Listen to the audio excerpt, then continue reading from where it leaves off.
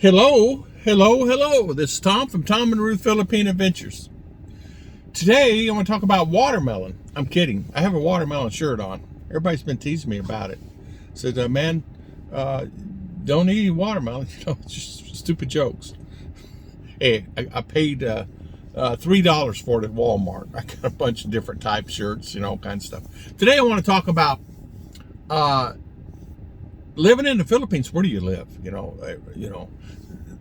People are saying, well, I went to the province. I really don't like the province, so I moved to the city. But what city is the better cities that you want to move to? And what's the better provinces? Well, it's kind of like what you like. If you like beach style living, with living on the beach, there's many places to live there. Even Davao has a beautiful beach. So, and they cleaned it up, by the way. There were a lot of people living on the beach that didn't own the beach, that were living there, but they cleaned it all up and got it all squared away. Even in Cagayan de Oro, there's some nice places to live on the beach, and reasonably priced homes. Ruth and I looked at some, and maybe in the future, not now, but after we go back there, we'll try to buy a place on the beach, or build or put a bamboo house. A bamboo hut, and that's what we're looking at doing possibly in the future. But where do you actually live? If you want to live in Manila, where it's heavy traffic and everything else, BGC is a good area to go, but it's more of Americanized. It's a little bit on the pricey side. But where would you want to live? Boracay is nice. It's got some beautiful places there. I understand prices have increased double, triple than what it was a year ago, 2 years ago, right after they cleaned it up. But there are some beautiful islands there. Dumaguete is down close to the water. There's a lot of Americans there, though. People are saying there's too many Americans now. And back in the day when I talked to Don Harrington, back in early 2000, when I was thinking about moving over, that was the place to go. And then everybody started following. Ruth and I were going to move down there, but we decided not to. We wanted to stay close to her family. She wanted to stay close to her family, which is fine. It's not a big deal where I live. As long as I have a bed and food, I'm okay. I don't care where I live. I like beach life. I like living on the beach, but the typhoons are so strong there, and flooding it's inevitable. It's inevitable that whatever you have there and it's on close to the beach, it's inevitable. It's just a tough world in that arena. But some of the better places, like Davao is listed as #1 place to live. Iligan's good. There's a lot of inner areas that you can live that have inlets and on islands that you can live. But Palawan is really nice if you want to live on island life. But even in the province, there's many beautiful places in the province. Even Ruth and I, one time were looking at Malaybalay. And Malaybalay is a beautiful place. It's up in the mountains. It's cool. You wake up and it's 60, 70 degrees. It stays that way till about lunch, and then it heats up. And you're up in the clouds. And you have to really think that, okay, I'm up in the clouds. And so what is that, good or bad? Well, it's good if you like cool weather, and you're going to be cold.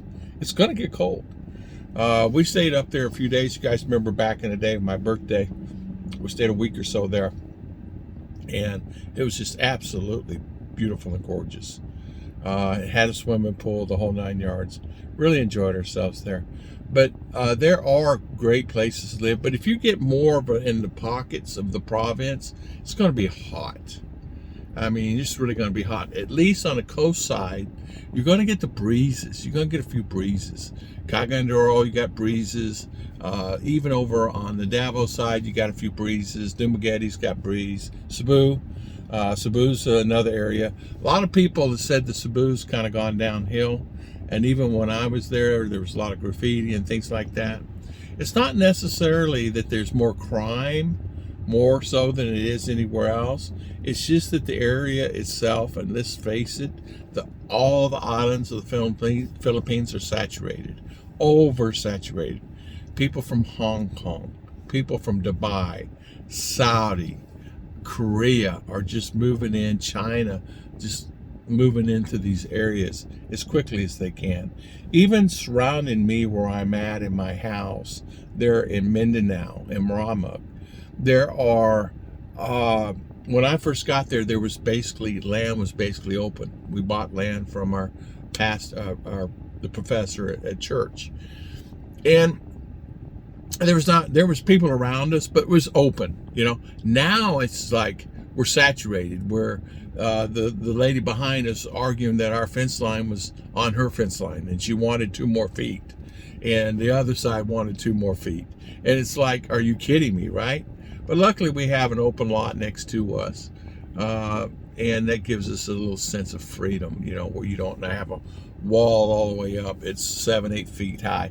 According to what I understand, it's a wall behind the house, at least 7-8 feet high over our wall. Now, it's okay to do that, but all you're asking is a lot of heat and no air. You need to have some type of air. That's the reason I didn't have block walls around my property, because either that or I have to build me a swimming pool, because it brings in, you stuck in this box. And no matter where you go, to be honest with you, you need a 2-story home, because it gives you advantage being higher and you get the breeze in the air. So that's the reason we built our blessing house. It's a small, it was 4 meters by 4 meters, small home, but it had an upstairs. We extended out and had the walk around porch, and it's made of a makan, bamboo. And so you can walk around it and you get the breeze, and you sit up there, turn the fan on, and you're set and you can sleep. Even in the heart of day, sometimes it's hot, really hot. And of course, as you guys know, my expandable house, I have air conditioning and things like that in there. But really overall, if you wanted to live somewhere, you have to figure out where you like it. Do you like, you want gardening and gardens and things like that? If you live on the coast, your salt water is going to affect your gardens. But if you want, it's just hotter on the inland, and expect a lot of rain. When it comes over the top of those mountains, you're going to get 30, 40 inches of rain, 20 inches of rain at a time. I think Ruth says 30 inches yesterday, day before yesterday of rain, 30 inches. Now, how did she know this? Well, you stick a barrel out in the yard and you measure it top to bottom. You go back out there and you check it, and guess what? If it's full over the top, that's a lot of water. And it's a lot of water. So you got to be prepared for that. It will affect you, honestly, also in your lungs, your breathing, things like that would be affected, because depending on where you live, there could be smog. So you really have to do some research. Belai is good. I'm trying to think a couple areas up heading towards Davao. There's an area there where up in the mountains where quite a few Americans are living.